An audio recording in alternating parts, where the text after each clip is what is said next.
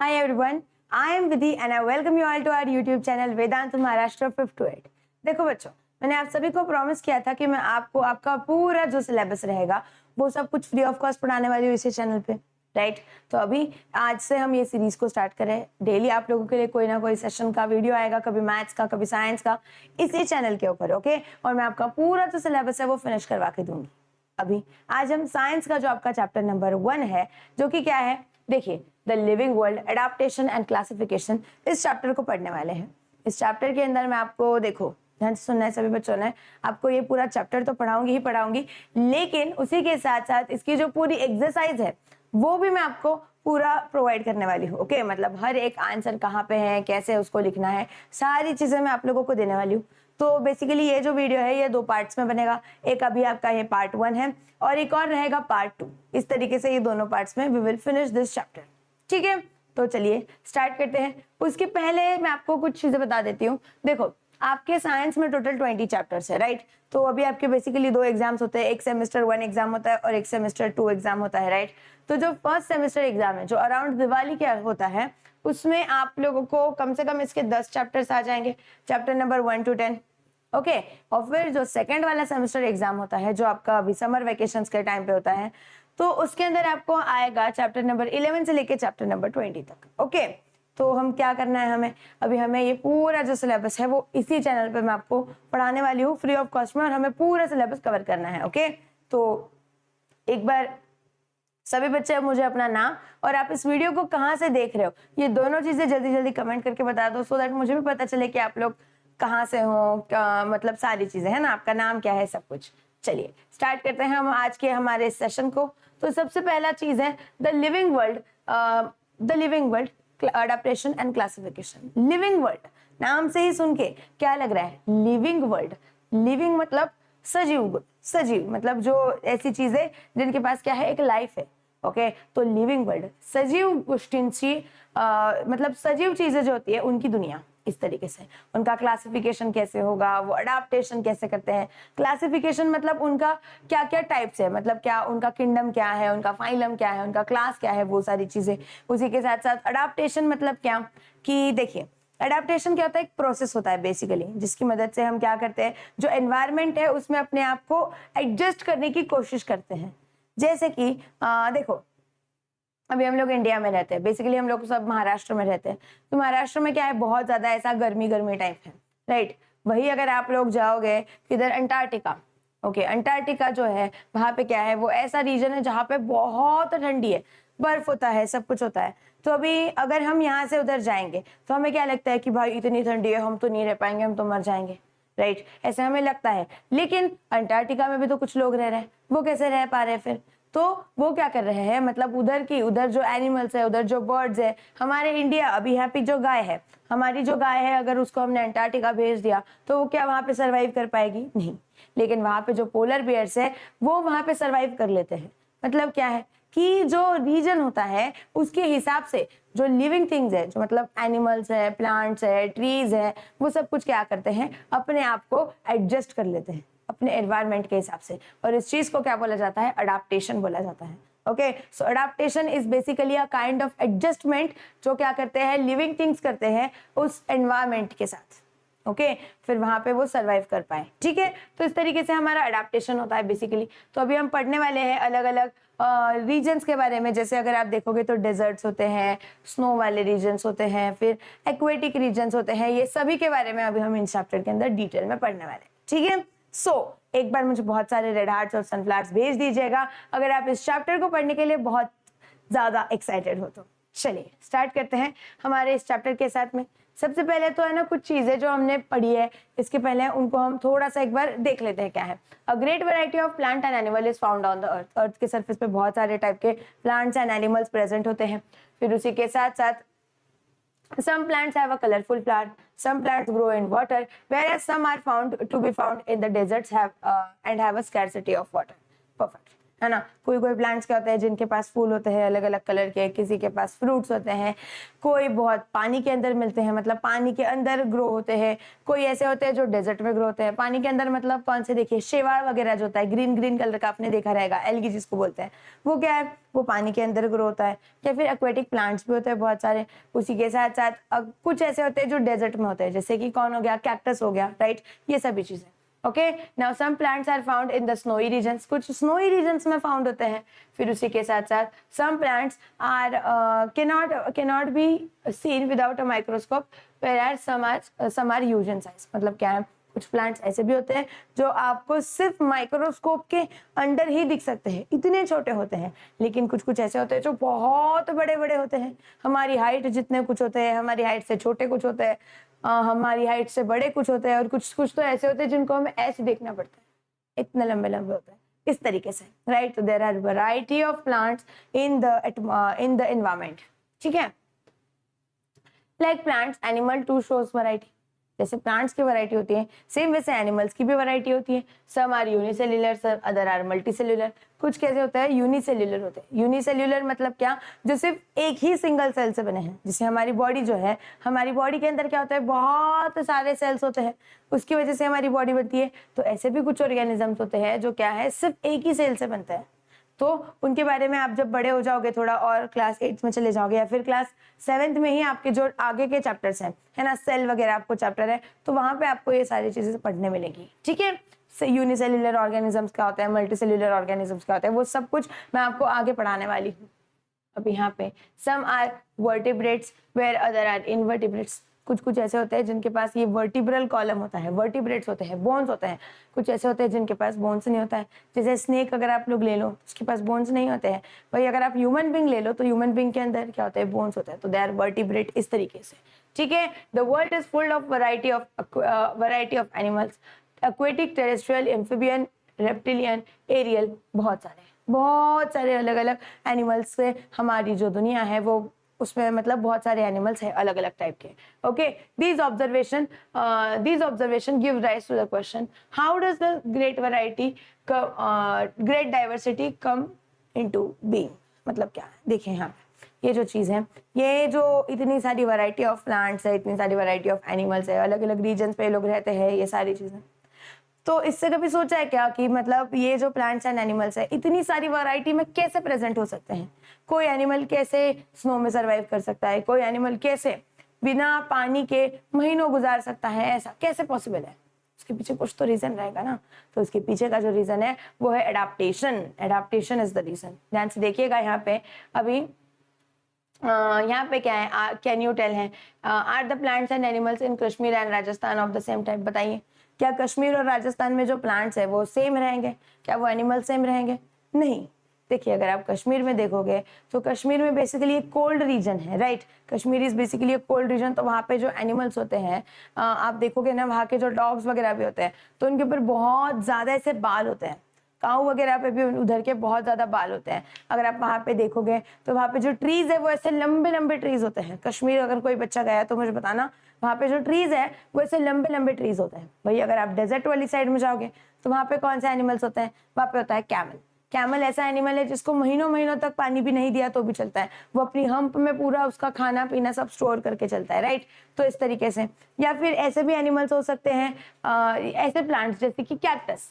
Cactus भी क्या है, वो ऐसा प्लांट है जिसको बहुत कम पानी लगता है, इस तरीके से, है ना। तो ये सारी चीजें, मतलब प्लांट्स एंड एनिमल्स जो कश्मीर में है वही राजस्थान के अंदर नहीं है। ये दोनों चीजें इंपॉर्टेंट है। Okay, now can you elaborate any difference in between the two. अभी मैंने आप लोगों को बताया दोनों के बीच का डिफरेंस। देखिए, coniferous trees like pine, deodar flourish in snowy regions like Kashmir. मतलब जो लंबे लंबे ट्रीज होते हैं, पाइन ट्रीज वगैरह इस तरीके से, वो जो है वो कहाँ पे ग्रो होता है, कश्मीर के अंदर। ओके, और वही however the deserts of Rajasthan, plants like cactus, ash, babul are found. The camel, a desert animal, is not found in Kashmir. ठीक है, तो यहाँ पे जो कैमल है वो क्या है, हमारा एक डेजर्ट एनिमल है और वो आपको कश्मीर में नहीं मिलेगा। ठीक है, ये दोनों चीजें बहुत इंपॉर्टेंट है। What is the reason for this difference? तो इनके बीच का जो डिफरेंस है उसका रीजन क्या है, मैंने अभी आप लोगों को बताया, उसका रीजन है adaptation. Adaptation is the reason. Okay तो देखिए बेसिकली एडाप्टेशन क्या है समझते हैं. Gradual changes occur in the body parts and also in the behaviour of organisms which help them to adjust to their surrounding. हमारा जो body है, तो ह्यूमन बींग्स है या फिर जो प्लांट्स है या फिर जो एनिमल्स हैं, उनके बॉडी के अंदर कुछ ग्रेजुअल चेंजेस होते हैं, कुछ चेंजेस अकर होते हैं ओवर द टाइम. धीरे धीरे कर करके कुछ चेंजेस उनकी बॉडी के अंदर अकर होते हैं और उसकी वजह से वो क्या करते हैं, उनका जो सराउंडिंग है उसको एडजस्ट कर पाते हैं. ओके जैसे अभी अगर आप लोग देखोगे तो जो कैमल है, कैमल की बॉडी पे बाल नहीं होते, there are no hair on the body of camel. लेकिन वही अगर आप देखोगे पोलर बियर की बॉडी पे बहुत सारे बाल होते हैं. अभी इसका पीछे का रीजन देखिए कैसे है. पोलर बियर कहाँ पे होते हैं, वो स्नोई रीजन्स पे होते हैं जहाँ पे बहुत ठंडी होती है. तो वहां पे उनकी बॉडी को ठंडी से प्रोटेक्ट करने के लिए उनकी बॉडी पे बहुत ज्यादा लेयर ऑफ बाल होते हैं. वही अगर आप किसी कैमल के ऊपर अगर सोचो कि कैमल के ऊपर बहुत सारे बाल रहेंगे तो क्या हो जाएगा, it is not possible for the camel to survive. क्यों नहीं पॉसिबल रहेगा, क्योंकि देखो ऑलरेडी कैमल कौन सी रीजन में रह रहा है जहाँ पे बहुत ज्यादा गर्मी है. उस गर्मी के अंदर उसके ऊपर आप सोचो उसके ऊपर बहुत सारे बाल है तो उसको क्या होगा, और गर्म होगा. तो क्या वो सर्वाइव कर पाएगा, नहीं कर पाएगा. तो ये क्या है, उसकी बॉडी के अंदर कुछ चेंजेस हो रहे हैं. Okay, there are some gradual changes happening in the body of an organism which help them to adjust to the surrounding. और उसकी वजह से वो क्या कर रहा है, उसका जो सराउंडिंग है उसको एडजस्ट कर पा रहा है, उसके साथ एडजस्ट कर पा रहा है. Okay such changes are called as adaptation. इन चेंजेस को हम क्या बोलते हैं बच्चों, एडाप्टेशंस बोलते हैं. ओके इन चेंजेस को what we call adaptation. Now they take place over a long period of time. और ये जो चीजें हैं इनको एकदम से नहीं होती है कि आप बोलोगे कि मैम एक ही दिन में कैमल के बॉडी पे सारे बाल थे वो उड़ गए, या फिर जो पोलर बियर है एक ही दिन में उसकी बॉडी पे पूरे बाल आ गए, ऐसा नहीं होता है. ओके यहाँ पे ये जो चेंजेस है इनको अकर होने के लिए थोड़ा टाइम लगता है. धीरे धीरे धीरे धीरे ये सारी चीजें होते रहती है. ठीक है, तो आई होप कि आप सभी को एडाप्टेशन का जो डेफिनेशन है वो तो क्लियर हो चुका है कि एडाप्टेशन का डेफिनेशन क्या होता है. ठीक है, अभी आपको क्या करना है, ये एक चार्ट फिल करना है. तो इस चार्ट को आप लोग एज अ होमवर्क लोगे. कैक्टस का यहाँ पे आप डेजर्ट लिखोगे, बैनियन ट्री कहाँ पे होता है वो आपको लिखना है, फिर उसके रूट्स वगैरह के बारे में, उसके लीव्स जो है यहाँ पे कैक्टस के जो लीव्स होते हैं उसके अंदर उनको क्या होता है, कांटे होते हैं, राइट. तो वो चीज आपको लिखनी है. ये सारी चीजें आप लोगों को लिखनी है. छोटा सा होता है ये वाला इस तरीके से. ठीक है, एडाप्टेशंस इन एक्वेटिक प्लांट्स. अभी जो एक्वेटिक प्लांट्स होते हैं उनके अंदर किस तरीके के एडाप्टेशंस होते हैं वो हम पढ़ने वाले हैं. कुछ 2-3 मतलब बहुत सारी चीजें हैं, अलग अलग टाइप के एडाप्टेशंस. डेजर्ट वालों में कैसे होते हैं, एक्वेटिक वालों में कैसे होते हैं, वो सब कुछ हम इसी चैप्टर में आगे पढ़ने वाले हैं. ठीक है, चलिए एडाप्टेशंस इन एक्वेटिक प्लांट्स. तो देखिए some of the aquatic plants are firmly rooted in the soil at the bottom of the water bodies. देखिए यहाँ पे ये जो एक्वेटिक प्लांट्स होते हैं बेसिकली ये क्या होता है ना, यहाँ पे ये जो है वाटर बॉडी का जो बॉटम है इधर उनके जो रूट्स है वो एकदम फर्मली रूटेड होते हैं, मतलब ऐसा वो एकदम पैक होते हैं अपने रूट्स में. ठीक है, वाटर बॉडीज के साथ. Now their stem are submerged while the leaves and flower float on the surface. और इनके जो लीव्स होते हैं ये क्या होते हैं, इसके अंदर होते हैं. देखिए ध्यान से, इधर भी अगर आप देखोगे इस लोटस को तो इसके जो रूट्स हैं ये यहाँ पे अंदर फिक्स हैं. इसके जो लीव्स है ये सबमर्ज हो रहे हैं, मतलब ऊपर हमें पानी के ऊपर तैरते दिख रहे हैं. ओके और ये जो लीव्स एंड फ्लावर्स देखिए ये क्या हो रहा है, फ्लावर जो है ऊपर फ्लोट हो रहा है, it is floating on the surface of water इस तरीके से. However, some plants are entirely afloat. कुछ प्लांट पूरे ही ऊपर होते हैं, कुछ प्लांट्स आर पूरे के पूरे अंदर. देखिए यहाँ पे अगर आप इसको देखोगे तो ये पूरा अंदर है, ये पूरा ऊपर है. इस तरीके से ये दोनों चीजें होती हैं. ओके ये चीजें सारी वेरी करती हैं. फिर उसके बाद में the surface of the leaves and the stem of many aquatic plants are covered with waxy layer. ये बहुत इंपॉर्टेंट है एडेप्टेशन के हिसाब से. ये जो होता है ना जो एक्वेटिक प्लांट्स पे या फिर एक्वेटिक जो प्लांट्स होते हैं बेसिकली उनकी जो लीव्स होते हैं या फिर उनके जो भी ये होते हैं, देखिए उनका जो बेसिकली लीव्स एंड स्टीम जो होता है उसका ओके वो क्या होता है, एक वैक्सी लेयर से कवर्ड होता है. एक ऐसा है ना, आप ऑब्जर्व कीजिएगा कभी जो लोटस होता है, लोटस के जो लीव्स होते हैं ना, अगर आप उसको टच करोगे तो वैसा है ना, आपको ऐसा वैक्सी फील देगा. वही आपको वैसा फीलिंग वैसा टच आपको इसमें नहीं आएगा, हमारे जो रेगुलर वाले फूल फ्लावर्स होते हैं उनके अंदर नहीं आएगा. तो ये जो वैक्सी लेयर होता है ये होता है. अब ये waxy layer leaves of some aquatic plants are thin and slender like a ribbon, और इनके जो पत्ते होते हैं, जो लीव्स होते हैं, वो बहुत थीन होते हैं, पतले से होते हैं। Okay, this shape helps them to withstand fast currents of water. ये क्यों होता है अभी? क्योंकि देखिए पानी जो है, पानी के अंदर क्या होता है, बहुत ज्यादा उसकी जो वेव्स है कभी कभी एकदम हाई हो जाते हैं। तो अगर उसकी जो वेव्स है पानी के वो हाई हो जाए तो उसको मतलब उस कंडीशन में भी उस प्लांट को सरवाइव करने के लिए ये उसकी जो लीव्स है उनका स्ट्रक्चर कुछ इस तरीके से होता है। Air spaces in the stems and petioles of the aquatic plants are useful for floating in water. ये जो है, ये जो स्पेसेस वगैरह है, ये सब कुछ क्यों यूजफुल होते हैं? उनको फ्लोट करने में हेल्प करने के लिए। Okay, that helps them to float. Okay, अभी आगे बढ़ते हैं। ये एक्वेटिक प्लांट्स के बारे में हो गया कुछ। अभी देखिए यहाँ पे adaptations in desert plant. Aquatic plants का हमने पढ़ लिया, डेजर्ट प्लांट्स के बारे में अभी हम पढ़ने वाले हैं। तो डेजर्ट प्लांट्स मतलब क्या होता है बताइए? डेजर्ट प्लांट्स मतलब ऐसे प्लांट्स जो डेजर्ट वाली रीजन में होते हैं। डेजर्ट वाली रीजन मतलब यहाँ पे पानी जो है वो क्या है, कम है। Okay, where there is less water there is desert, तो उस रीजन को डेजर्ट रीजन बोला जाता है। और फिर उस रीजन में जो प्लांट्स वगैरह होते हैं उनको डेजर्ट प्लांट्स बोला जाता है। ठीक है, तो देखिए अभी आपको क्या करना है, कुछ तो एक एक्सपेरिमेंट दिया है छोटा सा। Potted plants, one a cactus and other a leafy plant. आपको क्या करना है, दो पॉट्स लेने हैं। ये एक्टिविटी आप आपके घर पे ट्राई कर सकते हो। आपको एक प्लांट के मतलब एक पॉट के अंदर आपको कैक्टस रखना है और एक पॉट के अंदर आपको ऐसा प्लांट रखना है जिसके पास बहुत सारे लीव्स हैं। ओके, ये दोनों चीजें। Tie plastic bag loosely around the leaves of this plant and keep them in sunlight. ये जो दोनों भी प्लांट्स है इसके अराउंड एक पतला सा प्लास्टिक बैग लगाना है और इनको धूप में रख देना है थोड़े टाइम के लिए। तो in the morning afternoon bring the in the classroom and observe. जब आप ये जो दोनों प्लांट्स हैं इनको बाद में अंदर लाओगे तो क्या होगा, जो कैक्टस है उसको कुछ नहीं होगा। वही जो लीव्स वाला प्लांट है उसके जो लीव्स है वो खराब हो जाएंगे। क्यों? देखिए, क्योंकि जो कैक्टस है वो क्या कर सकता है, बिना पानी के रह सकता है। बहुत टाइम तक वो बिना पानी के रह सकता है, बिना मतलब बहुत धूप वाली कंडीशन में रह सकता है। वही जो हमारा नॉर्मल प्लांट होता है वो धूप वाली कंडीशन में बिना पानी के नहीं रह सकता है, तो वो मर जाता है।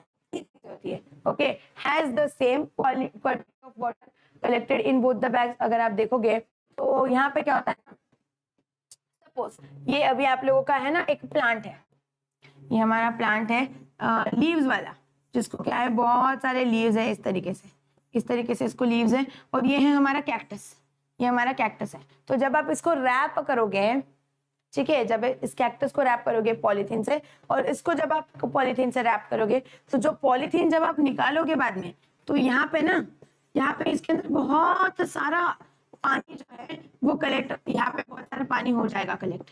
कैसे होगा ये और क्यों होगा ये? देखिए, जो प्लांट्स होते हैं वो क्या करते हैं, ट्रांसपिरेशन का एक प्रोसेस है। ओके, प्लांट्स है उनका ट्रांसपिरेशन का रेट जो है वो थोड़ा हाई होता है। ये कैक्टस वगैरह होते हैं, इनका जो ट्रांसपिरेशन है वो थोड़ा सा क्या हो जाता है। फिर यहाँ पे इधर अगर आप देखोगे तो इधर बहुत कम पानी के ड्रॉपलेट्स रहेंगे, हार्डली 2-3, लेकिन यहाँ पे जो पॉलीथीन है वो पूरा पानी से भर जाएगा। ये चीज बहुत इंपॉर्टेंट है। Now desert plants are either leafless or leaves are small, middle or have been modified into thorns. Plant होते हैं आपके पास leaves होते नहीं है, अगर होते भी है तो वो छोटे छोटे होते हैं।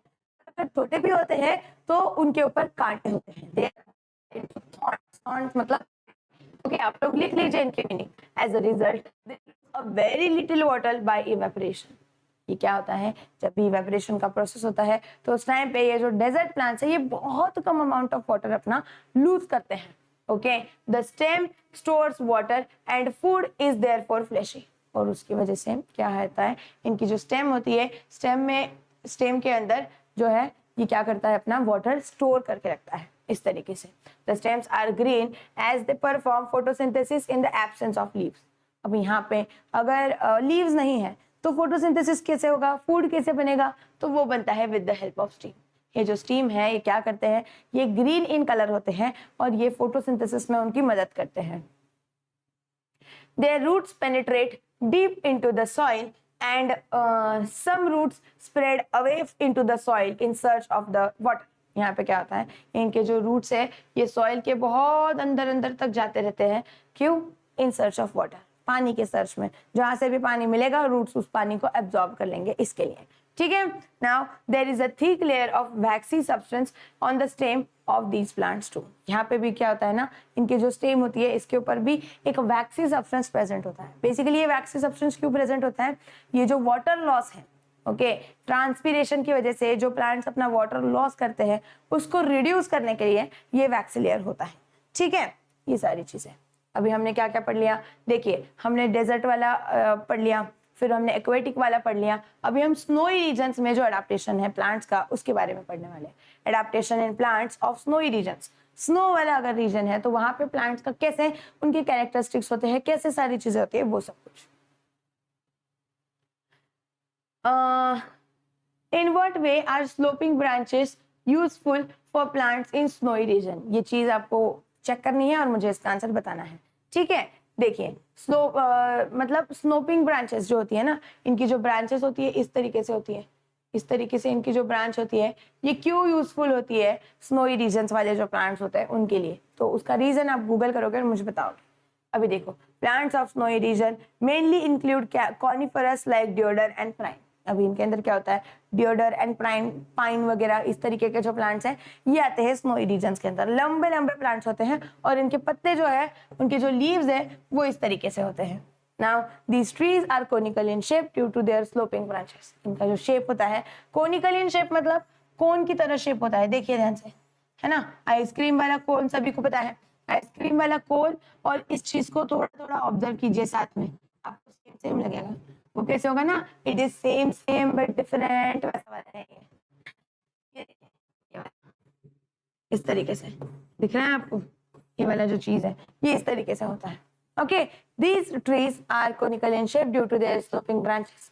In the heavy snowfall and extreme cold in this region, this conical shape prevents the snow from accumulating on the tree. देखिए यहीं पे उसका रीजन है, यहाँ पे ये जो इसका शेप होता है ये ऐसा क्यों होता है, ऐसा क्यों होता है इसका शेप, तो इसके पीछे का रीजन ऐसा है कि जब बहुत सारा स्नो होता है तो यहाँ पे इसके ऊपर स्नो आ जाता है, इधर भी स्नो आ जाता है। अभी इसका शेप ऐसा होने की वजह से ये जो स्नो है वो उस प्लांट के ऊपर टिक के नहीं रहता है, वो थोड़ी सी हवा आएगी तो ये स्नो इधर से नीचे गिर जाएगा, इधर से नीचे गिर जाएगा, इधर से नीचे आ जाएगा, इधर से नीचे आ जाएगा, और वो प्लांट के ऊपर अक्यूमुलेट नहीं होगा। अक्यूमुलेट होना मतलब क्या, स्टोर हो जाना, मतलब प्लांट के ऊपर रह जाएगा। देखो अगर उस प्लांट का शेप कुछ इस तरीके से होता तो यहाँ पे क्या हो जाता, यहाँ पे उसके ऊपर स्नो रहता ही रहता और वो नीचे जा ही नहीं पाता, there was no source for this snow to get down, और फिर वो प्लांट वैसे मर जाता। तो इसके लिए इनका जो शेप होता है वो इस तरीके से होता है। समझो आप लोग कि अलग अलग रीजन में प्लांट्स खुद अपना शेप चेंज कर लेते हैं बिकॉज ऑफ अडाप्टेशन। अडाप्ट करने के लिए, जिंदा रहने के लिए हर कोई कुछ भी कर सकता है, तो वही चीज है, ठीक है। यहाँ पे तो on the trees and the thick bark help them to withstand in the cold. इनका जो बार्क होता है ये जो क्या होता है, थिक होता है, मतलब उनका जो पेड़ का जो स्टेम वगैरह होता है वो सब कुछ क्या होता है, थिक होता है। क्यों, तो स्नो में उनको जिंदा रहने के लिए, मदद करने के लिए, ओके। तो ये हो गया हमारा स्नोई रीजन्स वाला। अब एडाप्टेशंस और इन plants of forest region, forest region के जो प्लांट्स होते हैं उनके अंदर कैसे तरीके का एडाप्टेशन होता है वो हमें पढ़ना है। देखिए यहाँ पे a variety of trees, shrubs and herbs are found in forest. Forest के अंदर कौन कौन होता है, ट्रीज होते हैं, श्रब्स होते हैं, हर्ब्स होते हैं। श्रब्स हर्ब्स मतलब छोटे छोटे वाले पेड़, ओके। कुछ कुछ देखिए इतने इतने से होते हैं, कुछ इतने होते हैं। ट्रीज कुछ हमारे साइज से, हमारे साइज के जितने होते हैं, हमसे बड़े बड़े होते हैं, इस तरीके से। तो ये सारी चीजें now they are found in forest. ये सभी कहाँ पे मिलते हैं आप लोगों को, फॉरेस्ट के अंदर मिलते हैं। This plants compete among themselves for sunlight। ये देखिए ये लोग क्या करते हैं, एक दूसरे के साथ कंपटीशन करते हैं फॉर सनलाइट। देखो अभी हाँ यहाँ पे सपोज हमारा ये फॉरेस्ट है, ओके। इधर ये जो छोटे छोटे प्लांट्स है, इधर कुछ छोटे छोटे प्लांट्स है लेटेस्ट से, और यहाँ पे ये कुछ प्लांट्स है बड़े, और ये कुछ प्लांट्स है जो इनसे बड़े हैं, और ये इनसे बड़े हैं, इस तरीके से। अभी क्या होता है, देखो जो चीज सबसे हाइट पे रहेगी उसको ज्यादा सनलाइट मिलेगा, राइट। क्योंकि क्या है, ऑब्वियसली सन ऊपर है, और अगर प्लांट की हाइट भी ज्यादा है तो क्या होगा, उसको बहुत इजीली सनलाइट मिल जाएगा। भाई अगर आप यहाँ पे जाओगे, ये वाला प्लांट देखिए, इसको भी देयर आर चांसेस कि थोड़ा बहुत सनलाइट मिल जाए, लेकिन अगर इधर छोटे छोटे जो प्लांट्स है इधर वाले, अगर आप इनको ऑब्जर्व करोगे तो there are very less chances कि इनको सनलाइट मिले, क्योंकि फॉरेस्ट के अंदर क्या होता है, ये सभी प्लांट्स की वजह से पूरा अंधेरा हो जाता है और there is no chance for sunlight only to come. Sunlight आ ही नहीं पाता है उसके अंदर। अभी अगर आ ही नहीं पाता है तो क्या होगा, क्या वो मतलब उनको सनलाइट मिलेगा? नहीं मिलेगा। तो ये लोग क्या करते हैं, एक दूसरे के साथ कंपटीशन, एक दूसरे के साथ फाइटिंग करते रहते हैं फॉर सनलाइट। हर किसी को सनलाइट चाहिए होता है। Now hence the trees grow tall to get sunlight and climbers and vines grow towards height with the support of trees।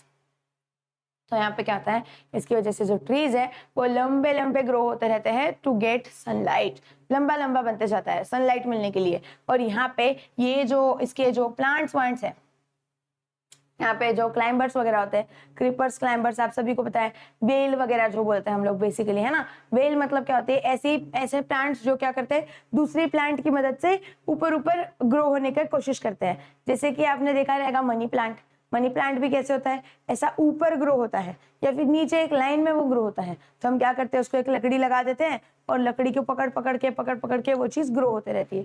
तो this is creepers and climbers, इस तरीके से क्लाइंबर बोलते हैं उसको basically. Okay, now spring like tendrils on the stems of some climbers is an example of adaptation. देखिए, आप observe करना, किसी के घर पे अगर मनी प्लांट रहेगा तो, या फिर है ना आपने वो खाया रहेगा गिलकी वगैरह, गिलकी अगर आपने खाया है, वो सब्जी किसी को पसंद तो आता नहीं है, लेकिन उसके अगर आप प्लांट देखोगे तो है ना वो कैसे होता है, मैं आपको बताती हूँ। यहाँ पे टेंड्रिल का मतलब क्या है, स्प्रिंग लाइक टेंड्रिल्स, ये मैं आपको बताना चाह रही हूँ। देखिए, सपोज ये आपका मनी प्लांट है इस तरीके से, ठीक है, ये जो है ये आपका मनी प्लांट है कुछ इस तरीके से। तो यहाँ पे क्या होता है ना, ऐसे अगर आप ऑब्जर्व करोगे तो ऐसा एक स्प्रिंग लाइक स्ट्रक्चर होता है, ऐसा स्प्रिंग लाइक स्ट्रक्चर होता है। और ये स्प्रिंग लाइक स्ट्रक्चर क्या करता है, यहाँ पे सपोज आपने एक लकड़ी रख दी है, दिस इज अ वुड, आपने इधर एक लकड़ी रख दी है या फिर दोरी ऐसा बांध के रखी है जिसकी मदद से वो प्लांट ग्रो कर सकता है। तो ये स्प्रिंग लाइक जो स्ट्रक्चर होता है वो क्या करता है, उस लकड़ी को पकड़ के रखता है, इस लकड़ी को वो पकड़ के रखता है अपने आप में, सो दैट वो प्लांट जो है वो ग्रो कर पाए, ठीक है, वो प्लांट ऐसा खड़ा हो पाए उसके लिए। तो यहाँ पे ये जो स्प्रिंग लाइक स्ट्रक्चर है, कितने बच्चों ने ये चीज ऑब्जर्व की है, प्लीज मुझे कमेंट करके बताना कि यस मैम हमने देखा है ये स्प्रिंग लाइक स्ट्रक्चर। और अगर नहीं देखा है तो आपके घर पे अगर मनी प्लांट वगैरह है या फिर ककड़ी का अगर पेड़ है, मतलब ककड़ी वाला जो होता है, या फिर वाटरमेलन का, या फिर आपने अगर उसका देखा रहेगा गिलकी वगैरह का, तो ये सभी देखना, ये क्रीपर्स एंड क्लाइंबर्स होते हैं, इनके अंदर ये सारी चीजें होती है ना, स्प्रिंग लाइक स्ट्रक्चर होता है इस तरीके से, ठीक है। तो ये क्या है, it is an example of adaptation, ये भी क्या है, अडॉप्टेशन का एक एग्जाम्पल है। ओके, अडॉप्टेशन मतलब वो अपने आप में ऐसे स्प्रिंग लाइक स्ट्रक्चर बना रहे टू सर्वाइव, जिंदा रहने के लिए। आगे बढ़ते हैं, adaptation in grassland plants, grassland वाले प्लांट्स जो होते हैं उनके अंदर किस तरीके का एडाप्टेशन है उसको हमें देखना है। तो देखिए, diverse types of bushes and grasses are found in the grassland. Grassland के अंदर क्या होता है, बहुत सारे टाइप्स के बुशेस एंड ग्रासेस होते हैं। Okay, now fibrous roots of grasses prevent soil erosion.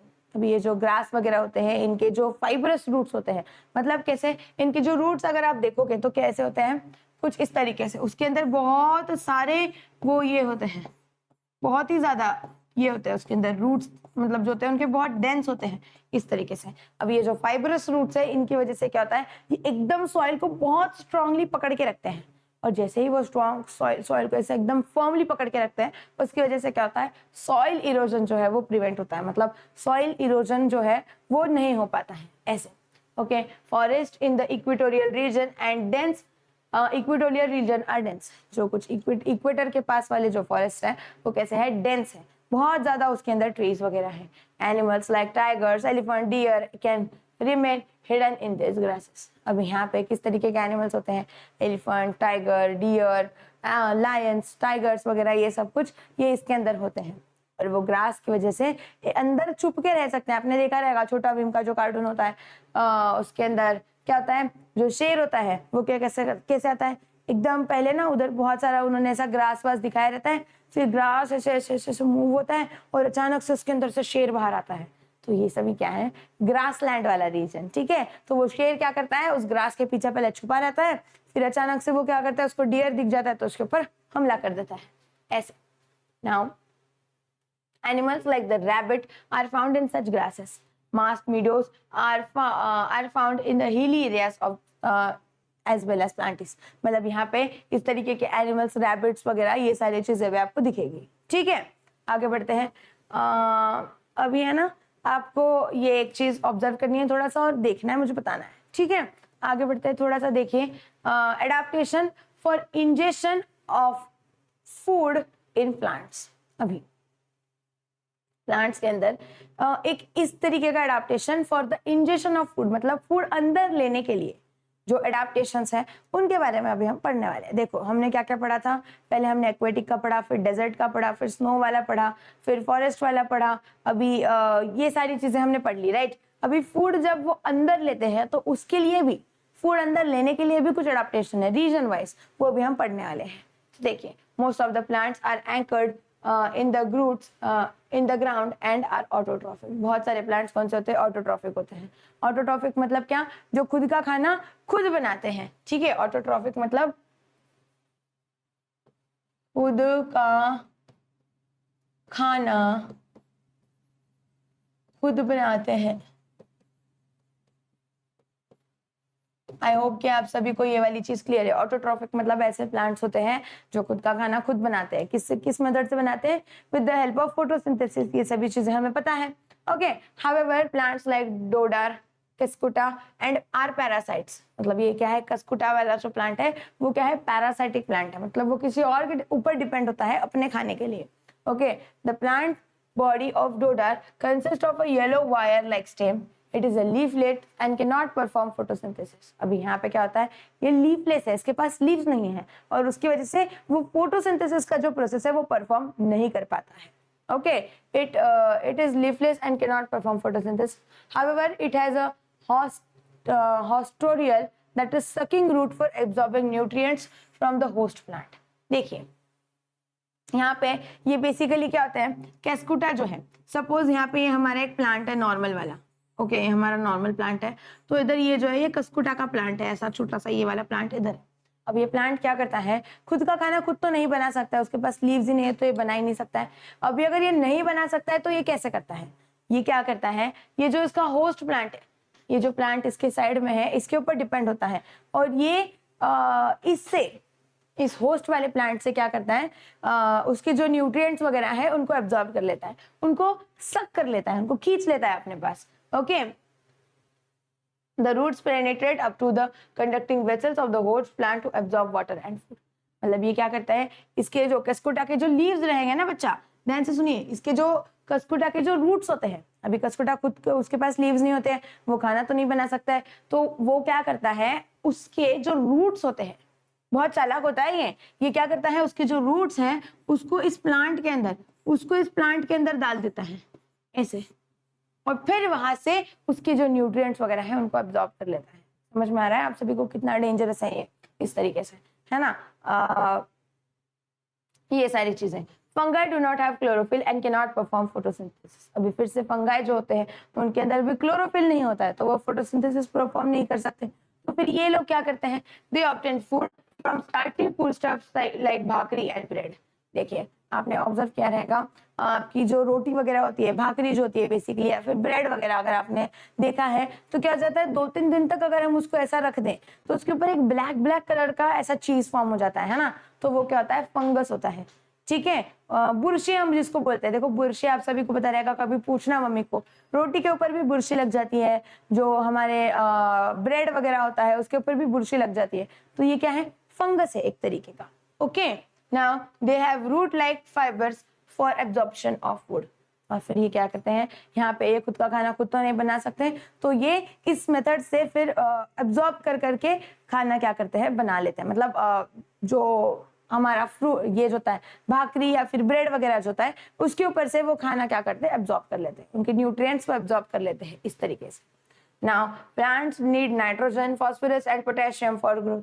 Plants जो है उनको नाइट्रोजन, फास्फोरस, पोटेशियम ये सारी चीजें लगती है ग्रोथ के लिए। इसी के लिए हम लोग उसके अंदर वो केमिकल फर्टिलाइजर्स वगैरह भी डालते हैं। पूछना कभी, जिनके मम्मी पापा खेती वगैरह कर रहे हो उनको ये सारी चीजें पता रहेगी। ओके, तो plants that grow in soil which is deficient in nitrogen like Drosera, sundew, Venus flytrap, pitcher plant, etc. fulfill their need of nitrogen by consuming insects. अभी ये जो होते हैं, जैसे वीनस फ्लाई ट्रैप वगैरह आपने देखा रहेगा। देखो कार्टून में ना ये सारी चीजें, अगर आप छोटा भीम वगैरह ये सारी चीजें देखते हो तो उनके अंदर ये सारी चीजें बहुत अच्छे से एनिमेशन वगैरह के साथ दी रहती है। देखिए ये सपोज अभी आपका ये वीनस फ्लाई ट्रैप है, आपने ये वाला भी जो चीज है इसको कार्टून्स में देखा रहेगा बहुत सी बार। तो ये क्या करते हैं, ये जो प्लांट्स होते हैं बेसिकली ये क्या करते हैं, इनके आसपास अगर कोई इंसेक्ट है तो वो क्या करते हैं, उस इंसेक्ट को ऐसा पकड़ लेते हैं अपने अंदर और खा लेते हैं उसको।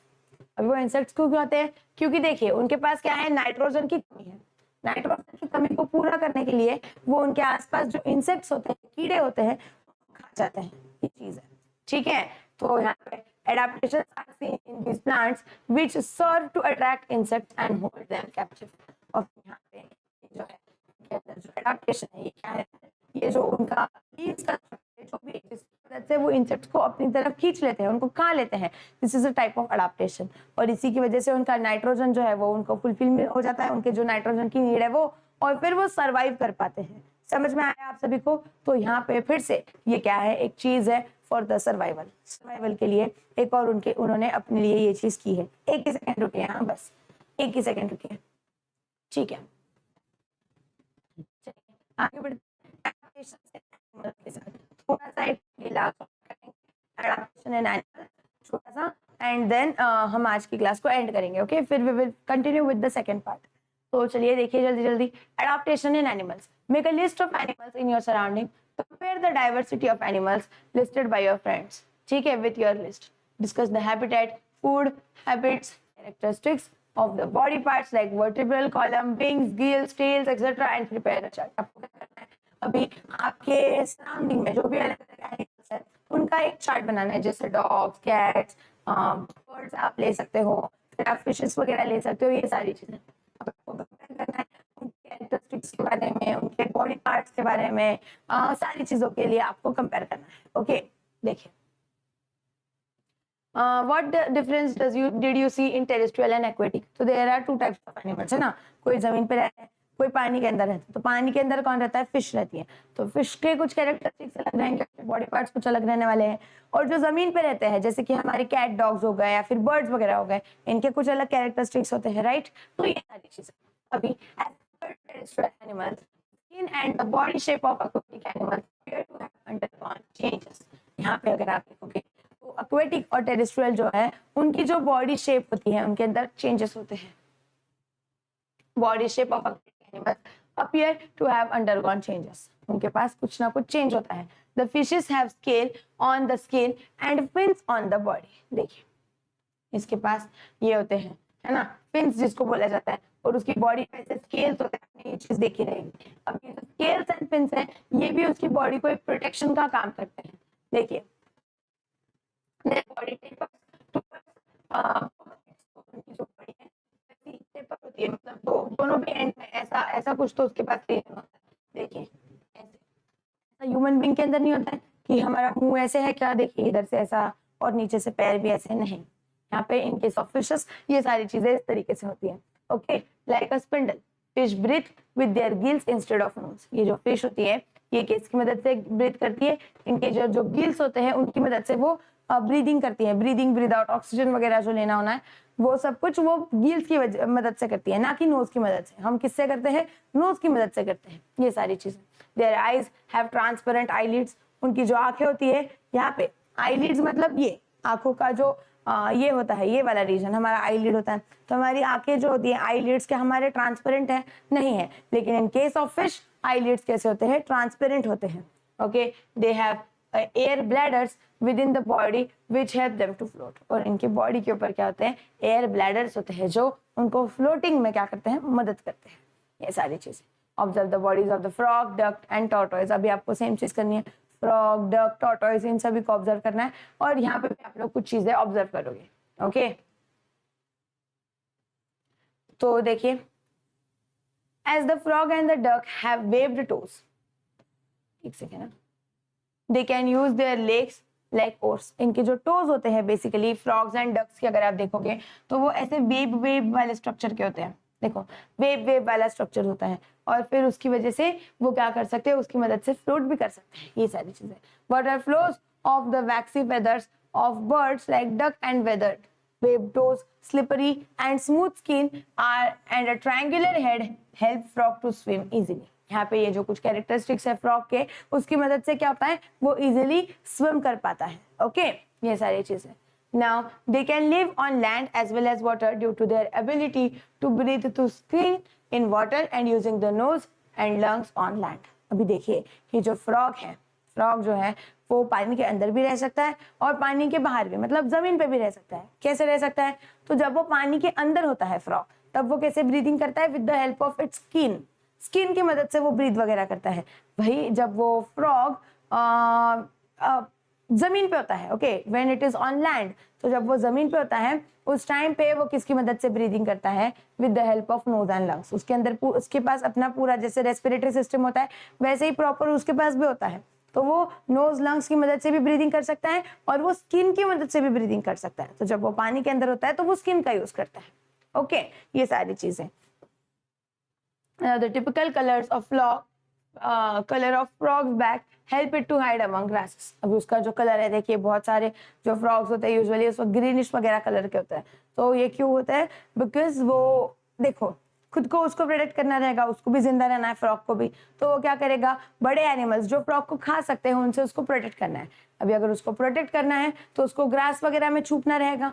तो उसके जो स्किन कलर होता है, उसका जो बैक का कलर होता है बेसिकली, वो इस तरीके से होता है कि वो ग्रास के अंदर जल्दी से छुप जाए, और छुपेगा तो दिखेगा नहीं, इस तरीके से.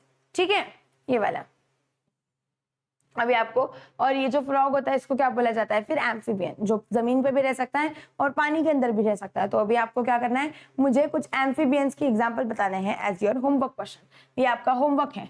ओके, जल्दी जल्दी सभी बच्चे नोट डाउन कर लीजिए और इसका आंसर मुझे कमेंट करके बताना है. होमवर्क क्या है, name of some amphibians. Amphibians के आपको मुझे कुछ नाम बताने हैं. ठीक है, ये वाली चीज है.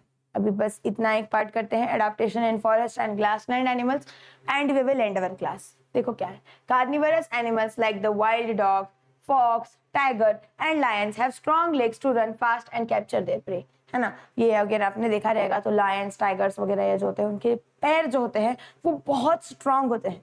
क्यों, क्योंकि उनको क्या करना होता है, उनका जो प्रे है, उनका जो शिकार है उसको कैप्चर करना है.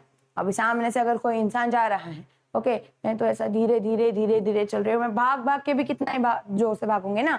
वही अगर कोई शेर मेरे पीछे से आ जाए तो वो क्या करेगा, बहुत स्पीड से आएगा और मेरे ऊपर सीधा हमला कर देगा. ठीक है, तो मैं क्या हूँ, उसकी शिकार हूँ.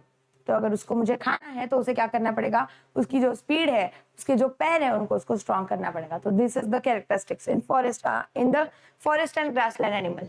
दे have claws and their canine teeth are sharp and pointed. इनके पास क्या होते हैं, जॉज होते हैं, पंजे होते हैं. उसी के साथ साथ उनके जो दांत होते हैं, कैनाइन ट्रीज जो होते हैं, टीथ जो होते हैं बेसिकली, वो क्या होते हैं, बहुत स्ट्रॉन्ग होते हैं. Now what is the function of such teeth, बताइए. तो इनका फंक्शन क्या रहेगा, देखो अगर कोई टाइगर, लायन वगैरह है, उसको क्या करना है, डियर को खाना है, उसको किसी और एनिमल को खाना है, तो उसके जो दांत है वो एकदम स्ट्रांग होने चाहिए सो दैट वो उनको खा पाए. तो इसके लिए उनके दांत बहुत स्ट्रांग होते हैं. They have padded pause which this enables them to silently stalk their prey and capture it easily. कि जो पॉज होते हैं वो पैडेड होते हैं, मतलब उसकी वजह से वो आवाज नहीं करते जब वो ऐसा एकदम भागते हैं. तो और फिर वो क्या करते हैं, साइलेंटली अपने प्रे को देखते रहते हैं, अपने शिकार को देखते रहते हैं और फिर जाके उसके ऊपर झड़प मार देते हैं और उसको खत्म कर देते हैं, ऐसा वाला. Now their eyes are predatory the eyes of predatory carnivores are located in the front of their head. इनकी जो आंखें होती हैं ये क्या होती है, इनके हेड के फ्रंट रीजन पे वो प्रेजेंट होती हैं basically. It helps them to spot their prey for a long distance. और इसकी वजह से वो अपना जो प्रे है, अपना जो शिकार है, वो एक लॉन्ग डिस्टेंस तक उसको नोटिस कर सकते हैं, उसको देख सकते हैं इस तरीके से. The eyes of herbivorous are below the forehead on either side of the head. देखिए अगर हर्बीवरस कोई है, जैसे कि ऐसा एनिमल जो सिर्फ ग्रास वगैरह खाता है. देखो अगर आप काऊ को ऑब्जर्व करोगे तो गाय की जो आंखें होती है ना, वो शेर जो है, शेर की आंखें एकदम से सीधी रहेगी, वही गाय की जो आंखें वो थोड़ी सी नीचे रहती है. क्यों नीचे रहती है, तो क्योंकि गाय क्या है, हर्बीवरस है। अभी अगर वो हर्बीवरस है तो वो क्या खाएगी, ग्रास खाएगी। तो उसको ग्रास कहाँ पे होता है, नीचे होता है। तो उसके लिए उसकी आंखों का स्ट्रक्चर ऐसे होता है। समझो आप लोग, आंखों का भी लोकेशन कितना ज्यादा इंपॉर्टेंट है किसी एनिमल के लिए, इतनी सारी चीजें हैं। Okay, this give them a wide angle vision which help them to protect from the predators. और यहाँ पे अगर उसको ग्रास वास खाना है तो उसके लिए, या फिर अगर गाय के ऊपर कोई अटैक करने वाला है तो उसको उससे भी तो बचना है। जैसे फॉर एग्जाम्पल डियर अगर हम लोग ले लें तो उसकी आंखें देखिए ऐसे होती है, थोड़ी सी नीचे सी होती है। तो यहाँ पे वो क्या करता है, उसकी आंखों का स्ट्रक्चर ऐसे इसके लिए होता है, सो दैट अगर कोई शेर आ रहा है तो उसको वो तुरंत समझ में आ जाए, इसके लिए। Okay, their legs are long and tapered with strong hooves. इनके जो लेग्स होते हैं ये ऐसे लंबे लंबे होते हैं। Okay, which enables them to run fast taking long हिप्स। और उसकी वजह से इनके लेग्स ऐसे क्यों होते हैं, तो वो उनको जल्दी जल्दी जोर से भागने में मदद करते हैं। उसी के साथ साथ लिप्स मतलब जंप करने में भी हेल्प करते हैं। Okay, now their long and freely moving ears can receive sound from the long distance and different direction। और इनके जो कान होते हैं बेसिकली वो कैसे होते हैं, ऐसे लंबे से होते हैं। देखिए इनके जो कान होते हैं वो ऐसे लंबे से होते हैं, क्यों, सो दैट अगर कोई बहुत दूर से भी धीरे से भी आ रहा है, शेर कितना भी धीरे से आए तो भी डियर को वो समझ में आ जाता है because of its ears. Okay, ये चीज है। Now deer and black dugs sorry black bugs have color that merge with their surrounding. Their teeth are strong for chewing tough plant material। यहाँ पे इनका भी जो कलर होता है वो उनके सराउंडिंग से थोड़ा बहुत मैच होता है, सो दैट वो जल्दी से छुप पाए। ओके, और इनके भी टीथ जो है वो स्ट्रांग होते हैं, सो दैट वो क्या करें, जो प्लांट्स वगैरह है उसको आराम से खा सके। ठीक है, तो आई होप कि आप सभी को यहाँ तक सारी चीजें क्लियर है। मैंने आपको कुछ होमवर्क क्वेश्चंस दिए हैं, इनके आंसर आप मुझे कमेंट करके बताओगे। जो भी बच्चा सबसे पहले आंसर करेगा उसका नाम मैं एज अ विनर अनाउंस करूंगी हमारे नेक्स्ट लेक्चर के अंदर। ठीक है, तो सभी बच्चे क्या करना है, जल्दी जल्दी मुझे होमवर्क क्वेश्चंस के आंसर बता देने हैं। उसी के साथ साथ आई होप कि आप सभी को आज का सेशन अच्छा लगा रहेगा, मजा आया है। तो एक बार मुझे बता दीजिए how was the session, comment करके बता देना है, वाज इट गुड वगैरह क्या चीजें, कुछ चेंजेस अगर है तो वो भी मुझे कमेंट कर दीजिए। उसी के साथ साथ इस जल्दी जल्दी इस वीडियो को लाइक कर देना है और इस चैनल को सब्सक्राइब कर दीजिए फॉर मोर सच वीडियोस। आपको पार्ट 2 मिल जाएगा और पार्ट 2 के अंदर बचा हुआ चैप्टर अलॉन्ग विद इट्स का पूरा एक्सरसाइज सारी चीजें करने वाले हैं। ठीक है, चलिए बाय बाय एंड मिलते हैं नेक्स्ट क्लास में।